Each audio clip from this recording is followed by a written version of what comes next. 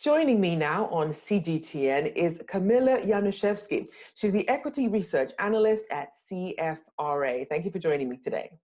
Thanks for having me. Really appreciate it. So we're having a conversation about retail bankruptcies, something obviously that was already happening even before the pandemic, but let's not specifically at this point. We know that the US economy is reopening, as are a lot of stores, but they do have a lot of health and safety measures that do have to be enforced. So what are some of the questions that retailers are asking themselves about how to stay profitable at this time? Sure. Well, as you really well noted, it's been a brutal year for retail. We've seen JCPenney, J.Crew file for bankruptcy this year, and we're looking at northward of 25,000 retail store closures this year and bankruptcy counts to rival what we saw in '08 and '09.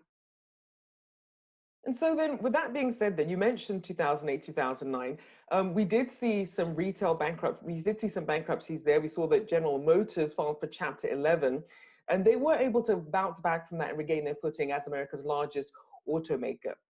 So then as we look at the companies that are currently filing for Chapter 11, we have obviously Hertz, we have JCPenney, J.Crew, and along with others. What does going down that path of Chapter 11 bankruptcy actually mean for a company and its survival? Sure. Chapter 11 is a really powerful tool for companies in financial distress. One of the benefits of Chapter 11 is there's something called a halt or stay on provision by creditors to collect their debts. It also gives retailers some breathing room if they're looking to restructure their debt or draft a reorganization plan. Because some people, when they hear the term bankruptcy, they assume it means that a company is dead in the water, but clearly it means there's still more life there. Now, we know that during this shift that a lot of companies were having to really try and connect with a fresh generation of shoppers. They did need some funding. Several of them relied on private equity firms, leading some of these huge leveraged buyouts, but that did result in huge debts being racked up. About 1.7 billion for J.Crew, about 5 billion estimated for Neiman Marcus. Talk about the pros and cons of relying on private equity at this time. Sure. Well, when it comes to private equity in retail, it's really a hit or miss. If you look at the largest retail chains that have filed for bankruptcy since 2012, about 70% of them were private equity owned. In terms of what went wrong, well, when it comes to retail, a lot of things need to go right. As you mentioned, many of these acquisitions were leveraged buyouts. So these retailers took on a lot of debt. And when you're taking on a lot of debt, there's very little breathing room to invest in new technologies or evolve your business model. Also, some private equity acquisitions, they're more short term in nature, meaning the company is really just interested in the retailer's real estate assets. And if there's nothing left beyond that, that's okay.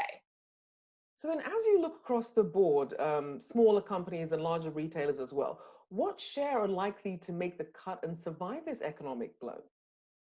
Yeah, well, we believe that the companies right now that are adapting the best to the new normal were the ones that were very well positioned pre-COVID-19. They were the ones that had strong balance sheets and very strong e-commerce penetration with robust omnichannel capabilities, including buy online, pickup in store, and curbside. With this whole kind of COVID-19 cocooning, there are several retail categories and names that we're bullish on.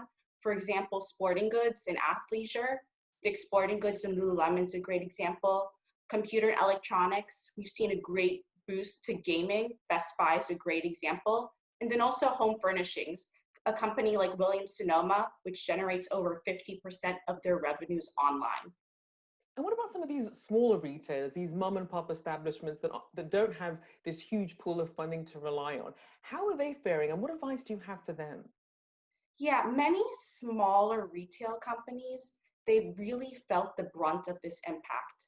If you look at the US and US retail companies, approximately 98% of them employ 50 or fewer people.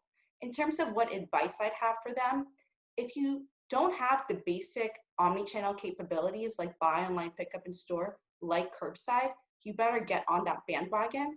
But also creativity can go a long way.